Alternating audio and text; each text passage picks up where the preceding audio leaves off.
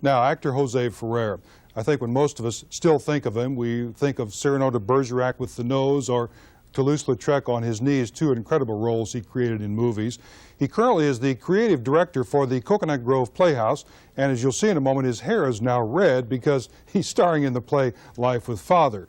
But beyond that professional role, José Ferrer, of course, is a man, a husband, a father. He was once married to actress, singer Rosemary Clooney. There was recently a CBS movie a bit unkind about Mr. Ferrer, based on the book by his ex-wife Clooney, so I was curious what he thought of all that. Well, I thought it was contemptible.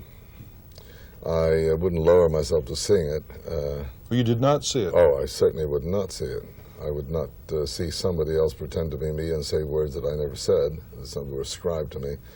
And I might have tried to prevent it, but I thought that would only draw attention to it, and something as vulgar and as despicable and as shabby as trying to make a few $1,000 on throwing rocks at somebody you were married to is something that I feel sorry for the person and the people who did it.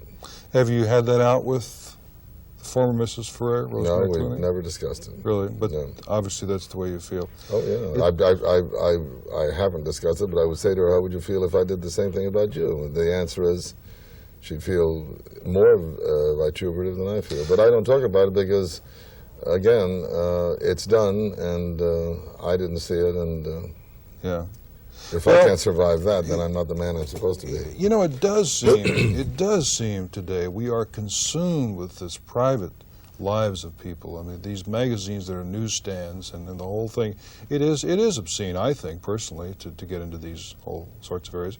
Why do you think we're going that way?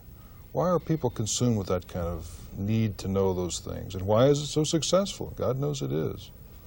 Well, I suppose people like to know that they're heroes of feet of clay. At one time or another, there must always have been scandal mongering. There must have been scandal about Julius Caesar and about Napoleon and about the kings and queens of Europe, and heaven knows there's been scandal about our presidents as far back as I can remember, including Mr. Harding. And even in my tender age, I heard things about him and about Wilson. Sure.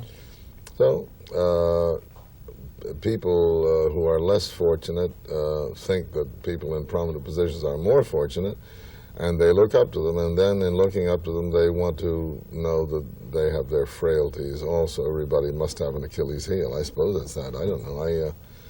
I like to idolize my heroes. I don't want to know about you know what is it? Somebody said no man is a hero to his valet. I don't want to be the valet. I want to be the guy who stands and waves the flag in the parade and says, "Hey." Well, I think. I don't know what to say. I don't want to sound too fulsome in my praise because it sounds artificial. I'll go ahead and be fulsome. But we are truly lucky to have someone of your stature here. I think perhaps people don't realize the stature of you. I've heard it said that you're Charlie's Aunt and Othello are the two definitive performances of those two events in the history of American theater, and I've never heard that said about anybody. Well, I'll tell you, it's nice to be here, and every so often somebody is kind enough to say thank you for what you're doing for the Playhouse and Miami and so on. I always, being not a modest person by any manner of means, but an honest person, I tell them that I wouldn't be doing it if I weren't enjoying it.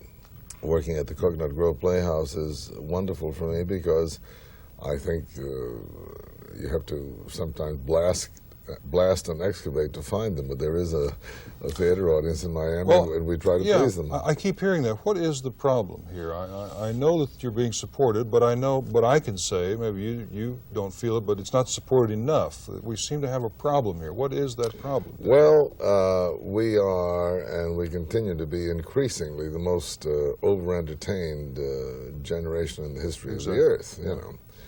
And we are spoiled rotten by television. You sit there with a beer in one hand, a cigarette in the other, and a little box that you push a button. You don't like him, you get her. You don't like her, you get them. You don't like them, you get something else.